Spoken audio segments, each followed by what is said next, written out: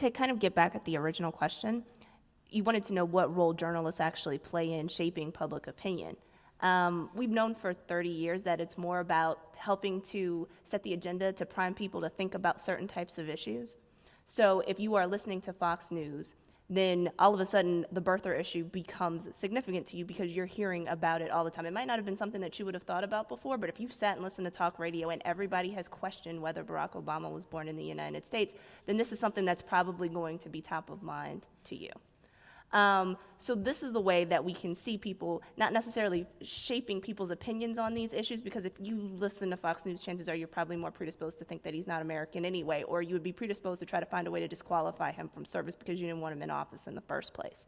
So this is where that issue in many ways comes up. The problem with the shrinking of kind of traditional mainstream media today is that the place where it's probably taken the biggest hit is in local media. So there are probably fewer beat reporters at the local level to sit and gather the facts so that they can report, so that it actually primes people to think about certain issues more so than anything else. And at the national level, at least at the local thing, everyone's relying on news bureaus and news services, so it's a few people. And so that's just not creating sort of the critical mass of folks that you need to do the gumshoe reporting to actually come up with the issues that will help eventually set the agenda and determine what's salient and what's not salient. So that's the way this has kind of had a very negative impact on, what we think about, but not sort of our opinions or persuasion. To some extent, just one quick thing. I do believe that in the current atmosphere, those in the mainstream media, and I say that proudly, having been part of it, can be cowed and have been cowed before by all the noise. And I don't agree at all with my neighbor here about the New York Times. I mean, if anything, the New York Times is maybe one of the only newspapers that sort of has raised this issue about conservative Republicans running for election now and trying to defend never accepting earmarks.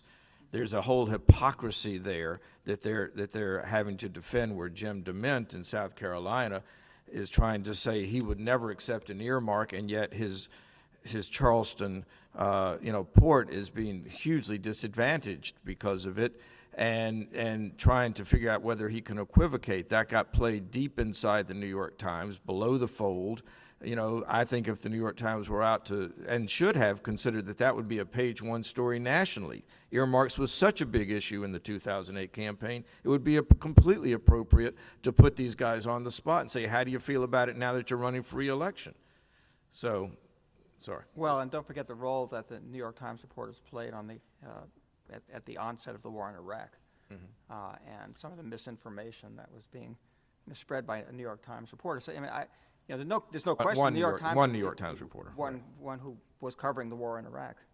Certainly the dilemma came subsequent to that, and that split that I'm talking about and the disappearance of the center came in the wake of the reaction to the war in Iraq, and the way the population split, and then the way the media split. There are many issues that one can talk about, but I'd be glad to parse any issue of the New York Times with you sometime. But the Times, there's no question that it has a very liberal editorial policy, although it certainly has some prominent conservatives writing columns for it, writing op-eds for it. But in terms of the news coverage, I don't think you can compare the news coverage in the New York Times to what's on Fox News in terms of bias. I mean, I just don't think. Different media. Oh, so And we're going to take a question from the audience. Not that I'm defending Fox. Yes. I'm just saying they're different. I'm interested in this discussion of polarization, but I'm also, I guess, interested in trying to understand what we do with this, given what the outcomes are probably going to be during the midterm elections. And I guess maybe the way I would frame it is, is the Tea Party an emerging new party within the United States? Is it a readapting Republican Party? What's the impact on Republicans in this midterm election? And then, I guess, what then are the ramifications for the center and for the Democratic parties, maybe for centrists and liberals? Does that necessitate a deepening decline between political interests in the United States, or does it does it suggest that some Republicans and some centrists, and maybe some centrist Democrats have to reformulate their own thinking about how to move forward with large concepts about federal government, state government, municipal government? So I'm kind of curious about what does the midterm mean for the future, and what does it mean for the Republican Party, and what's the place of the Tea Party, this emerging party? Are there going to be 20 to maybe 50 people that are going to have allegiances or It's not a political party. Yeah, It's not a third party. I mean, it's really a movement within the Republican Party. If you look at both in terms of where the direction and leadership and money for it are coming, but also even if you look at the mass base of it, if you look at the sympathizers and supporters within the public, about 20%, plus or minus a few percentage points of the public, appear to be, strong supporters of the Tea Party movement, and those people are overwhelmingly Republicans, mostly strong Republicans. They're not new, they didn't just, suddenly get involved, and when they haven't been voting before. They're not a new group, and it's not just about small government and taxes and issues like that. It's about a whole range of issues. It's about social issues. They're very conservative on social issues as well as economic issues. The religious right is moving into the Tea Party, and they're becoming a bigger and bigger part of that. So I think what it's going to do is push the Republican Party further to the right and drive moderates out, and we've already seen that. We're seeing in several races this year, moderate or even mainstream conservative Republicans, were defeated by Tea Party candidates. A candidate in Delaware comes to mind. Yeah, but that's just the most famous example of that, but there are a number of other cases like that. And there are very few moderates left, in the Republican Party now in the Congress, and there are going to be fewer in the future. And so the Republicans whose seats come up in 2012, for example, Olympia Snowe in Maine, or even some moderate conservatives like Dick Lugar in Indiana, if he chooses to run for another term, or Orrin Hatch in Utah, who's quite conservative but who's worked with Democrats, like his colleague from Utah who lost his nomination to a Tea Party candidate. They've got to be very worried right now about, are we next? And in fact, they probably are next. I kind of want to go along with what Alan said, but kind of temper it a little bit. In the long term, I don't think the Tea Party becomes a third party. Structurally, our single-member district post-past-the-post system really doesn't allow for anything beyond our two-party system. But we do have our episodes where you'll see factions of one party threaten to splinter or splinter from the party in an attempt to get concessions from the mainstream party. And so what we see, the eruption in the Tea Party, is part of a long sort of struggle within the Republican Party for what the soul of the party is. So in the 2000s, the Republican Party became fiscally liberal, helped to contribute to this budget deficit. There were moral scandals that kind of really go against the grain of what social conservatives would actually say is for real, and there were people who thought that there was too much compromise. And so the Tea Party, in fact, emerges to voice this frustration with what's going on in the party. So what I think is going to happen is that there will be a threat to kind of bolt from the party in 2012. I don't expect anybody to die. I don't expect riots, but I kind of think that 2012 for the Republicans is going to look like what 68 did for the Democrats. And so I expect that the Republican National Convention that year is going to be very fun, and I will probably try to go just to see what that looks like. But whoever wins that argument is really going to be able to set the agenda, because there's going to be a major, major, major platform fight as to what the Republican Party stands for, and then once that gets shuffled, you'll get to see who stays in it. And if the momentum for the Tea Party keeps on going in the right direction, then Alan's right. Moderate Republicans are out of the party.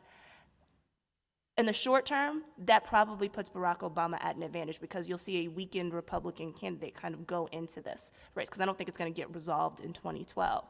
But long term, I think it becomes a question of where those moderate Republicans go. Do they get embraced by the Democratic Party and thus allow the party to grow and potentially be more competitive or not? I'm not sure what the answer to that question is.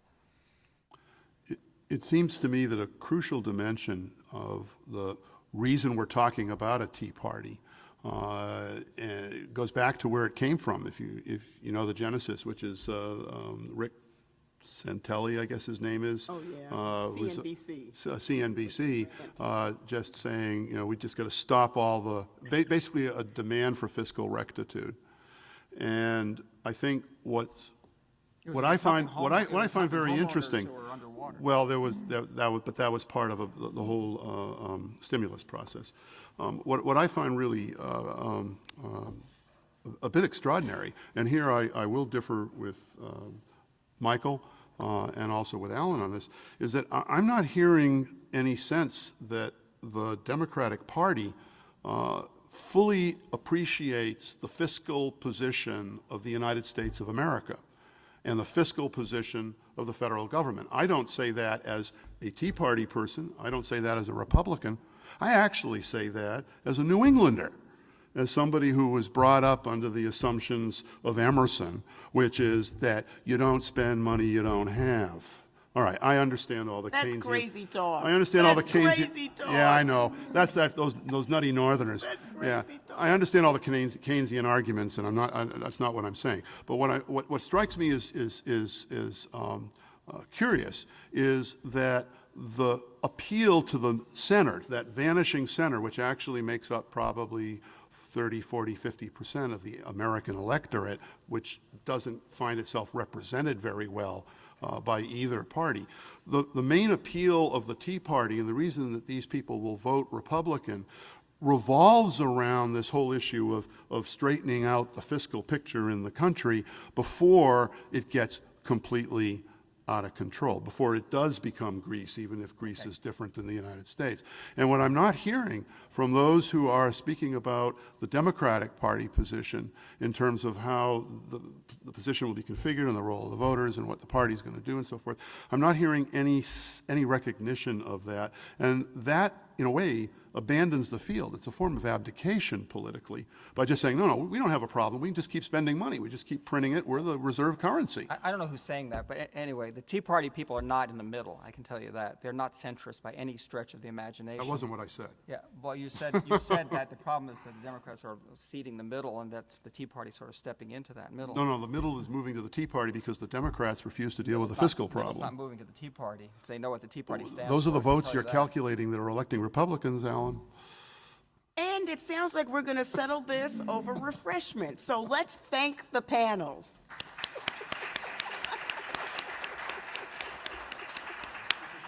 And there are refreshments outside. Thank you for coming. And thank you all for coming. Thanks so much. Yeah, it's fun. The preceding program is copyrighted by Emory University.